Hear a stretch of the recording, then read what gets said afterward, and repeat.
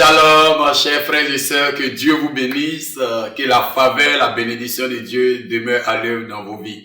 Je fais cette vidéo parce que je viens de remarquer qu'il y a eu l'élection du Ballon d'Or. Et je vois toute une agitation sur la toile et plusieurs personnes vraiment intéressées par rapport au fait que le Ballon d'Or a été donné à un certain footballeur français du nom de Karim Benzema.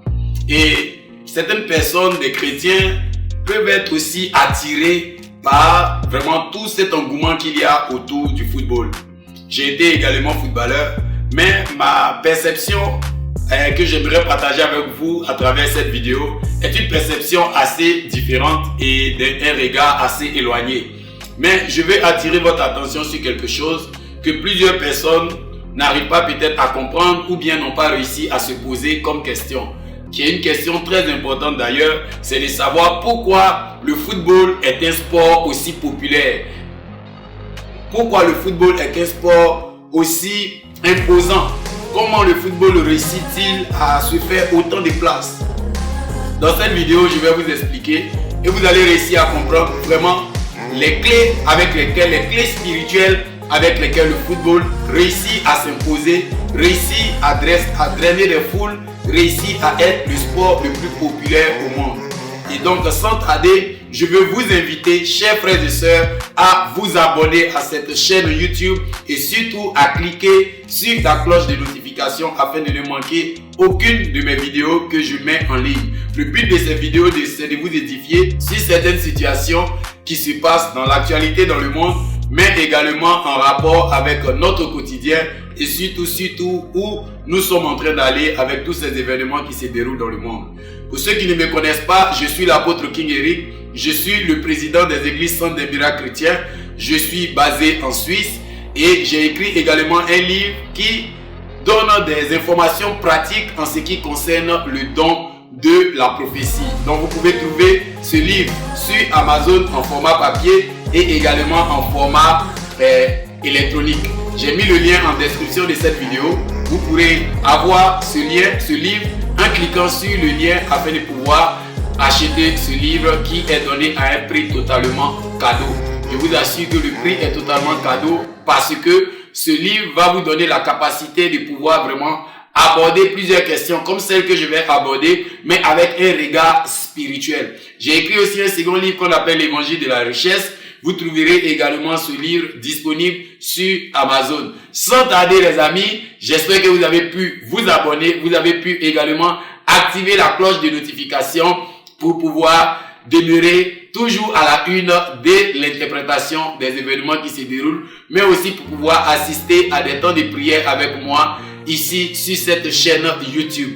Ne manquez pas de partager la vidéo. Ne manquez pas de partager la vidéo. Sur ce, nous sommes là de retour pour que je puisse aborder la question. Est-ce que vous savez que le football, c'est le sport le plus populaire? C'est le sport le plus populaire et la FIFA, qui est la Fédération internationale de football amateur, qui regroupe toute compétition de football, qui regroupe également tout club de football dans le monde entier. Sachez que la FIFA est la deuxième organisation la plus puissante au monde. La première organisation, il est bien évident, c'est l'ONU, parce que l'ONU regroupe toutes les nations. Donc si le chef de l'État d'un pays accepte d'adhérer à l'organisation des Nations Unies qui est l'ONU, automatiquement s'engage tout son peuple et toute sa population. C'est normal que l'ONU soit l'organisation la plus puissante et la première organisation au monde.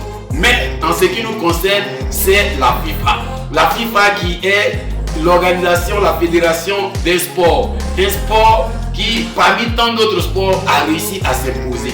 Je vous dis comment le football a réussi à s'imposer et quels sont les éléments qui sont utilisés dans le football qui, dans le monde spirituel, ont un rôle dominant et ont un pouvoir énorme en ce qui concerne la domination de l'être humain. C'est très important que tu puisses avoir cette connaissance. Ça va t'aider dans le domaine de ton entrepreneuriat. Ça va t'aider surtout dans tes relations et aussi dans tes démarches de possession territoriale. Cela est très important. Premièrement, il faut savoir ceci, c'est que le football, nous trouvons 11 acteurs qui courent tous derrière un seul ballon. ils courent tous derrière un seul ballon. Vous savez, le chiffre 12, c'est le chiffre de la domination. Le chiffre 12, c'est le chiffre du gouvernement de Dieu. Le chiffre 12, c'est le chiffre avec lequel Dieu établit les choses de manière perpétuelle. Donc, vous savez également que le chiffre 11, c'est le chiffre de la confusion. Ça veut dire que 11, certaines personnes attribuent le chiffre 11 en tant que 2. Vous dites 1 plus 1, ça fait 2. Non. Lorsque on fait les comptes, selon le monde spirituel, on ne retourne pas à 0 dans le compte si on n'a pas encore atteint le chiffre 12. C'est pourquoi lorsqu'on atteint le chiffre 12, le 13e chiffre est automatiquement sacrifié pour redonner de la force au chiffre 12. Écoutez très bien ce que je suis en train de dire, parce que cette information est importante par rapport à tous ceux qui ont pu suivre le Ballon d'Or ce soir, qui s'est tenu et qui a été décerné au footballeur français Karim Benzema. Donc suivez bien ce que j'explique, parce que votre bonne compréhension va vous aider non seulement à comprendre pourquoi le football est si influent, et aussi à savoir comment vous pourrez développer quelque chose qui va réussir à s'imposer. Donc je disais comme ça que il y a 11 personnes qui courent après un ballon. Donc c'est comme s'il y a une équipe de 11 personnes mais qui manque d'une personne pour véritablement trouver leur pouvoir. Et l'équipe qui garde le plus de ballons, c'est l'équipe qui domine. L'équipe qui garde le plus de ballons, c'est l'équipe qui est en position de force. Vous voyez? Donc, ces 11 acteurs, de part et d'autre, sont tous confus. Et ils courent tous derrière une stabilité, ils courent tous derrière un pouvoir. Et ce pouvoir, c'est le ballon. Et c'est la vie de l'être humain. L'être humain est plein d'interrogations. L'être humain est plein de questions.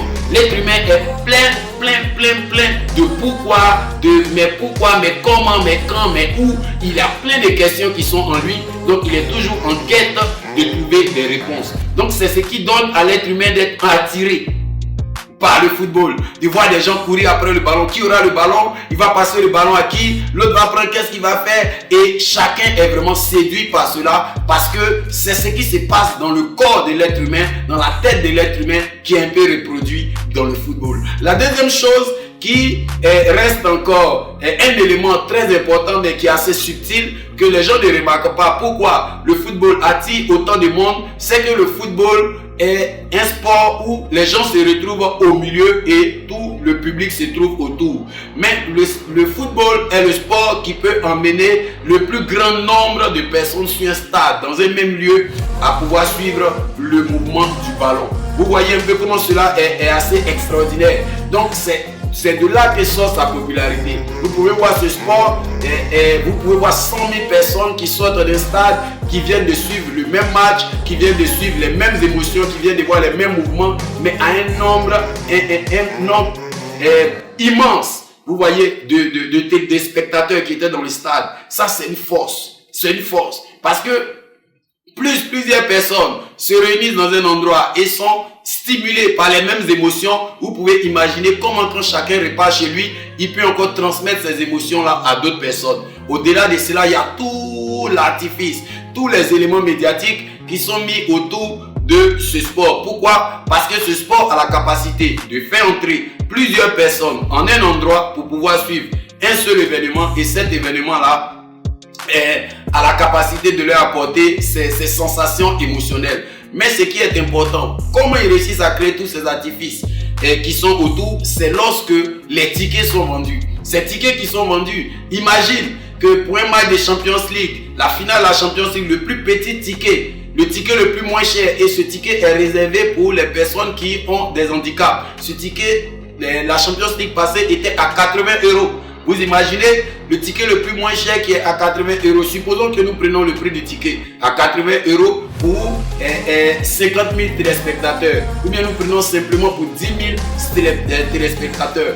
Ou bien spectateurs même, je vais dire. Pour 10 000 spectateurs qui se trouvent dans ce stade et qui ont payé tous 80 € pour être là. Vous voyez déjà que ça fait 800 000 € directement qui est empoché par cette structure. Mais les 800 000 €, ce n'est pas des petits stades. Donc, c'est des grands stades. Imagine que sur un stade de 100 000 places ou je ne sais pas. Donc, vous pouvez bien imaginer en 90 minutes combien le stade a réussi à empocher. Et maintenant, il y a les images télé qui seront revendues.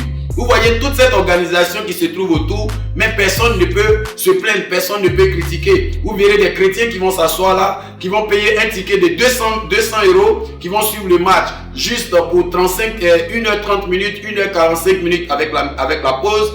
Et ils vont être satisfaits, ils ne vont pas regretter. Parmi eux, il y a des cancéreux, il y a des diabétiques, il y a des personnes qui sont hypertendues, ils ont des différents problèmes de santé, mais ils repartent satisfaits. Mais ces mêmes personnes venant dans la maison de Dieu, juste donner une offrande ou bien un don de 10 francs, de 20 francs, cela lui fait totalement mal. Pourquoi? Parce qu'il y a toute une communication qui se trouve autour du football, dont tu ne peux pas avoir ce genre de penser à l'égard de ce sport. Ce sport est une machine, c'est une puissance. Et je vais te donner un troisième élément qui fait que ce sport va réussir à s'imposer et il s'imposera toujours. C'est que ce sport se joue avec les pieds. Voilà l'aspect spirituel de ce sport. Ce sport se joue avec les pieds. Il se joue avec les pieds. Et le ballon est dans les pieds, c'est comme le pouvoir est dans les pieds. Et chacun cherche à prendre le pouvoir dans le pied de l'autre et utiliser ce pouvoir-là pour pouvoir atteindre un but. Donc c'est comme quelqu'un qui a besoin de l'onction pour faire quelque chose. C'est un peu l'image du ballon dans les pieds. Mais qu'est-ce que les pieds représentent? On va retourner loin, on va aller dans la Bible et nous allons voir comment, lorsque Dieu appelle Moïse, Dieu dit à Moïse, tout enlève tes sandales car la terre sur laquelle tu te tiens est une terre sainte. Vous voyez? Et nous voyons par la suite le fils spirituel de Moïse qui était Josué. Également, lorsque Dieu va l'appeler, il va lui dire aussi, comme il a dit à Moïse, toi aussi, tout lieu que fouleront la plante de tes pieds, ils seront ta possession. Donc, nous comprenons déjà à partir de ces deux références, la Bible dit qu'une parole est vraie sur la déclaration de 2 ou de 3 témoins. Je vous donnerai un troisième témoin. Mais déjà, je vous explique. C'est que nous voyons ici que la domination vient de la possession. Et cette possession est mise dans l'aspect spirituel avec les pieds. C'est pourquoi la Bible dit qu'ils sont beaux les pieds de celui qui annonce l'évangile. Pourquoi la Bible définit les pieds de celui qui annonce l'évangile?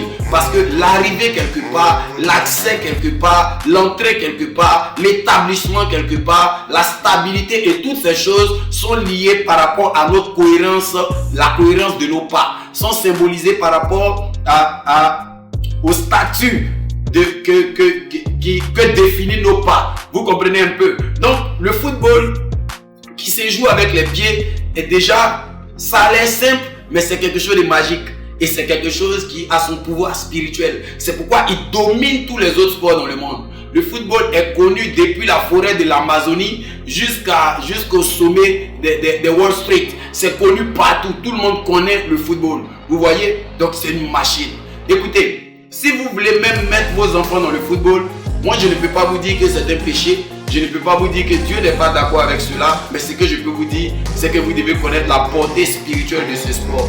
Et vous aussi, vous devez savoir un peu comment ce sport s'est structuré pour réussir à structurer aussi votre société, pour réussir à structurer votre entreprise et même votre famille. Parce que le football développe les capacités, ce qu'on appelle les supporters. Vous voyez les supporters, ils supportent leur équipe, ils soutiennent leur équipe. C'est comme une famille.